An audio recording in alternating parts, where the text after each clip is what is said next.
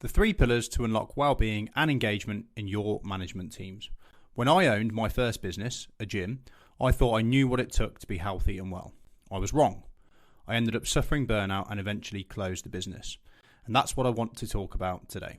I made the mistake of thinking that just having a good understanding of well-being was enough to maintain it alongside a busy job. My story and experience have taught me there are 3 pillars to unlocking well-being in management teams. As well as well-being, these pillars unlock teamwork, productivity, innovation, and ultimately happiness. Pillar 1, engagement. In very simple terms, engagement can loosely be translated to motivation. We spend the majority of our waking adult lives working. If we don't feel motivated and inspired by our workplaces, there's no way we can enjoy good well-being. Engagement is about creating an environment where employees feel supported and where their opinions and voices are heard. When approaching engagement with your managers, you have to consider 2 different things. Number 1, are you creating an environment that is engaging for your managers? And number 2, are you developing your managers and providing them with the tools to create an engaging environment? Pillar 2, health. This one is obvious. Taking care of our physical and mental health is essential for well-being. When you love your work, you will likely neglect your health.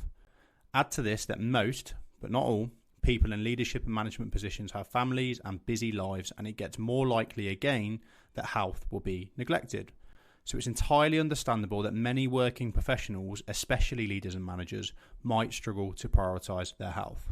What they need is minimum viable effort health.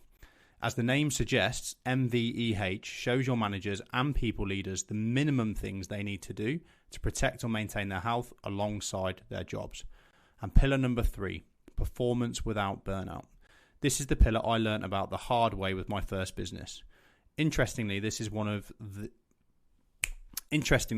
one that is most overlooked in businesses and the one I see managers struggling with the most. When I started my first business, I was laser focused on success, so I poured my heart and soul into it. This is exactly the kind of attitude you want from your people, right? But let's explore what that led to. I worked 6 to 7 days a week for 5 years. I took 2 weeks holiday in 5 years. I tried to please every client in the business. I worked split shifts, so I was constantly sleep deprived, and eventually I burnt out. But even before I burnt out, I lost my motivation and confidence. If I could go back in time, I wouldn't try to coach myself to be less motivated at the beginning. That would be backwards. I would, however, coach myself to think long term and to work more sensibly, to get my team involved in the planning process instead of trying to come up with all the answers myself, and to only focus on a few things at once instead of trying to do everything. In conclusion, well-being and engagement are inseparable. If one is lacking, the other will suffer. To truly unlock well-being in management teams, you need to address all 3 pillars: engagement, health, and performance. By doing this, you'll create an environment where managers and their teams can thrive and reach their full potential. Want to improve the well-being of your management teams and make your business a happy place to work? Take the free scorecard at betterhappy.co.uk and see how your team stacks up. With the right focus, you can create a culture of well-being and engagement that will lead to success.